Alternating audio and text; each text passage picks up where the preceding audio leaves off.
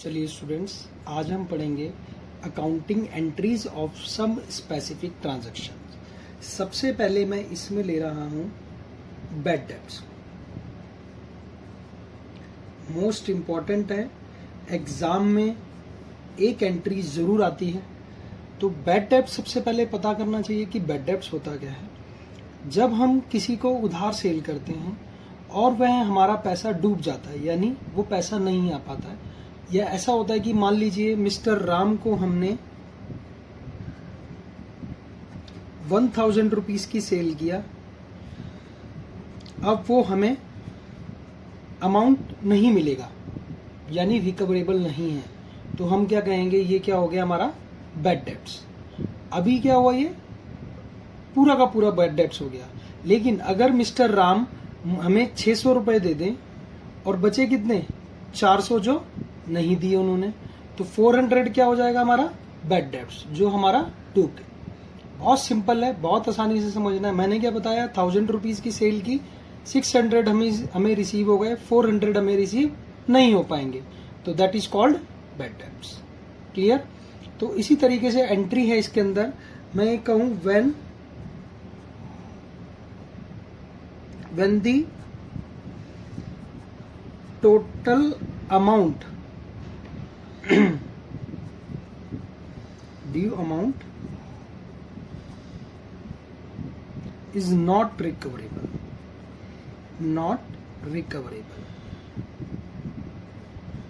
यानी जो total amount है वो रिकवरेबल नहीं है, यानी पूरा पैसा हमारा डूब गया, यानी मान लीजिए 1000 रुपीज डूब गए।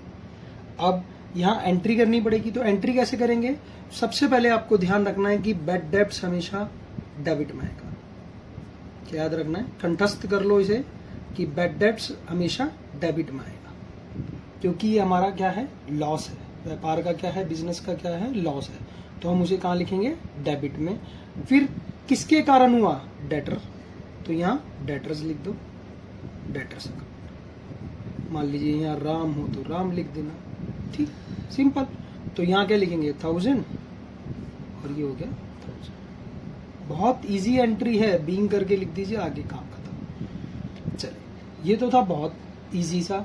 अब सेकंड पढ़ते हैं, when a part of the debt is recovered,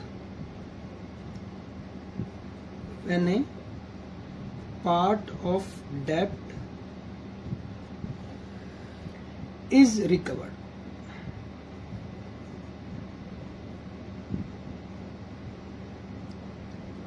part of डेप्ट, वाह भाई वाह। अभी बताया मैंने ऊपर आपको कि कुछ पैसा, कुछ अमाउंट रिसीव हो गया। मैंने क्या बताया, हमने लेने कितने थे 1000, सेल कितने की थे 1000 की, और हमने उनसे रिसीव कितने करने थे 1000, लेकिन हमें रिसीव कितने हो गए 600, बाकी 400 क्या हो गए थे bad debts.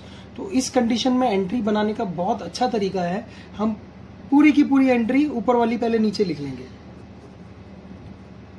Bad debts account debit to debtor account,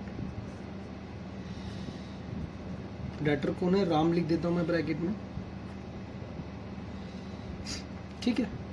अब हमने डेटर से लेने कितने थे, रिसीव कितना होना था 1000, समझ पा रहे हैं, पूरे के पूरे लिख दिए 1000 रुपीज जो उनसे ड्यू थे। हमारे बैड डेब्ट्स कितने हुए 600, बैड डेब्ट्स कितने हुए 600, रिसीव कितने हुए 400, तो यहां पर लिख दीजिए कैश अकाउंट डेबिट 400। समझ पा रहे हैं बात को। जब हमें पूरा का पूरा रिसीव हो गया तो हमने क्या एंट्री बनाई, bad debts account debit to debtor account, ठीक है। अब हमें पार्शियली रिसीव हुआ है तो bad debts account debit cash account debit to debtors account. इसको ऊपर नीचे भी कर सकते हो, कोई प्रॉब्लम वाली बात नहीं। समझ पा रहे हैं बात को, बोलो हाँ हाँ। चलिए, हम एक ट्रांजैक्शन पढ़ रहे हैं। Shyam became insolvent, compensation of 75 पैसे इन ए रुपी was received from his official receiver, he owed us ₹10,000। Shyam जो था वो दिवालिया हो गया, उससे हमें 75 पैसा मिलेगा 1 रुपए पे उसके ऑफिशियल रिसीवर से, जिससे 10,000 रुपए हमें लेने थे। अब देखिए सिंपल सी बात है कि हमें पार्शियल पेमेंट मिल रही है, तो सबसे पहले अपनी एंट्री बना लेंगे। एंट्री क्या बनेगी? एंट्री क्या बनेगी? Cash account debit, bad debts account debit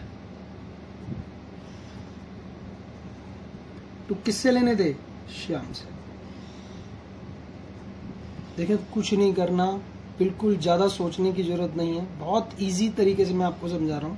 देखें यहां लिखेंगे 10,000, कितने पैसे मिल रहे हैं 1 रुपए पे? 75। कितने मिल रहे हैं? 75 पैसा।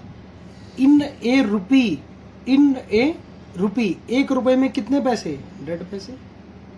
बोलो 1 रुपए में कितने पैसे? 100 पैसे।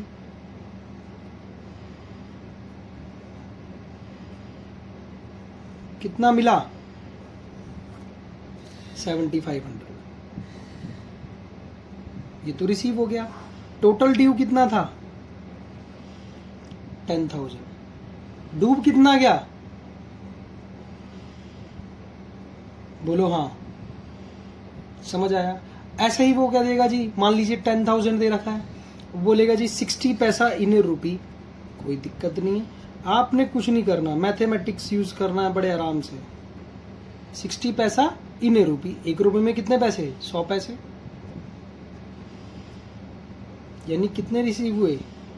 6,000। बस आपने खाली ट्रांजैक्शन पढ़ के डरना नहीं है, इस ट्रांजैक्शन से नहीं डरना है। सिर्फ जो लिखा है पहले उसको समझो कि जो पैसा हमें रिसीव हो गया वो रिसीव कर लेंगे, जो बैड डेब्ट्स में चला गया उसे बैड डेब्ट्स में दिखा देंगे। बोलो हाँ, बोलो हाँ, थैंक यू। अब हम पढ़ेंगे बैड डेब्ट्स रिकवर्ड। देखें कभी कभी सुबह का भूला शाम को घर वापस आ जाता है। जस्ट सपोज करिए जो मिस्टर राम थे, जिनको हमने 1000 का सेल किया था क्रेडिट पे, हमने उनको 5 साल पहले क्या मान लिया था? बैड डेब्ट्स मान लिया था, क्योंकि पैसा नहीं मिला, हमने उसको डूबा हुआ पैसा मान लिया। लेकिन 5 साल के बाद मिस्टर राम का जमीर जागा और वो पैसा देने के लिए तैयार, और उन्होंने हमें पैसा दिया। तो क्या है, मना कर दें जी? नहीं साहब, हम आपसे पैसा नहीं लेंगे, आप तो हमने मान लिया कि आप डूब गए थे, हमारे बैड डेब्ट्स हो गए थे। नहीं, हम क्या करेंगे? रिसीव करेंगे, झोली फैला के ले लेंगे। अरे ले लो, पैसा मिल रहा है। क्या लिखेंगे? Cash bank account debit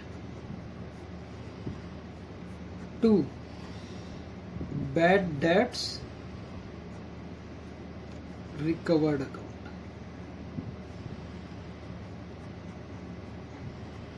recovered means मिल गया, हमें